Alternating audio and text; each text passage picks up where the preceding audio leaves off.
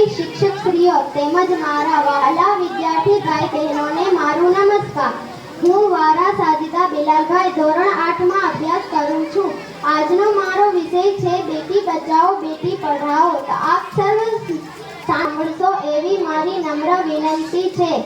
મહાન પુરાતન સંસ્કૃતિ અને ધર્મપરાયણ એવા ભારત દેશમાં સરકારે દીકરીઓને બચાવવા માટે બેટી બચાવો અભિયાન શરૂ કરવાની જરૂર ઊભી થઈ છે। એ આપણા માટે ખૂબ દુઃખની વાત કહેવાય। હજુ પણ સ્ત્રીઓને જેટલું સન્માન મળવું જોઈએ એટલું નથી મળતું, કેમ કે તેઓને હજુ પણ મહત્વ આપવામાં આવતું નથી। હાલ આપણા દેશમાં પુરુષોની સરખામણીમાં સ્ત્રીઓની સંખ્યા ઘટતી જાય છે, જે ખૂબ જ ચિંતાનું કારણ છે। સમગ્ર ભારતમાં દીકરીઓને શિક્ષિત બનાવવા અને દીકરી ભ્રૂણ હત્યા દૂર કરવા માટે આપણા દેશના પ્રધાનમંત્રી શ્રી નરેન્દ્રભાઈ મોદી દ્વારા 22મી જાન્યુઆરી 2015ના રોજ હરિયાણાના પાણીપત શહેરથી બેટી બચાવો બેટી પઢાઓ યોજના શરૂ કરવામાં આવી હતી।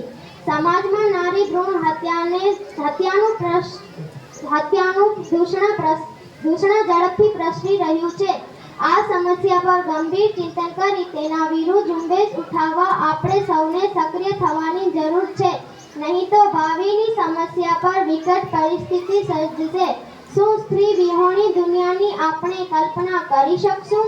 દુનિયામાં સ્ત્રી જ ન હોય તો સંસાર વંચવેલું કશું સંભવિત નથી। માતા, બહેન, પત્ની વગેરે સ્ત્રી સંબંધોને ઓથે સંસાર ટકી રહ્યું છે। જીવત જીવને જન્મ આપે છે, મૃત પદાર્થમાંથી કદી જીવન ન સંભવે। કહેવામાં આવે છે કે પુરુષ ઘરનું આંગણું છે, નારી ઘરનું મોં। નારી શક્તિનો રૂપ છે, ના ભૂલો એનો જોમ। સમાજની ખોટી માન્યતા અને લોકમાનસમાં રૂઢ થયેલ વિચારોએ સ્ત્રી ભ્રૂણ હત્યાને સળગતો પ્રશ્ન બનાવી દીધો છે।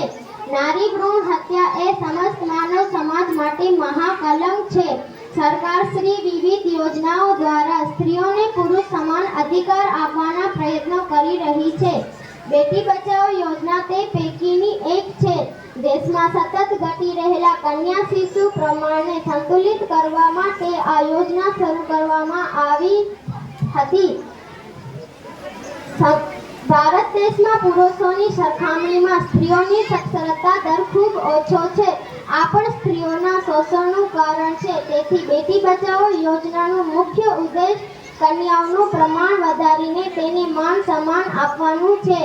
આપણે 2011ની વસ્તી ગણતરીને જોઈએ તો 0 થી 6 વર્ષની દીકરીઓમાં સતત ઘટાડો થઈ રહ્યો છે। દરેક સમાજ દીકરીઓ પ્રત્યે તિરસ્કારની ભાવના દર્શાવી રહ્યો છે। કોઈપણ દેશના માનવીય સંસાધનના રૂપમાં સ્ત્રી અને પુરુષનું મહત્વ એક સમાન છે। સ્ત્રી અને પુરુષ તે સંસારરૂપીના રથના બે પૈડા છે। કોઈ પણ એક પૈડું ન હોય તો રથ યોગ્ય રીતે ચાલી શકે નહીં। પોતાના ઘરમાં દીવો કરે તે દીકરા, બીજાના ઘરમાં દીવો કરે તે દીકરી। દીકરો તો એક કુળ તારે છે, જ્યારે દીકરી તો બે કુળ તારે છે। દીકરી પિતાનું તેમજ પતિનું એમ બે કુળની લાજ રાખે છે। નારી તો ખરેખર નારાયણી છે।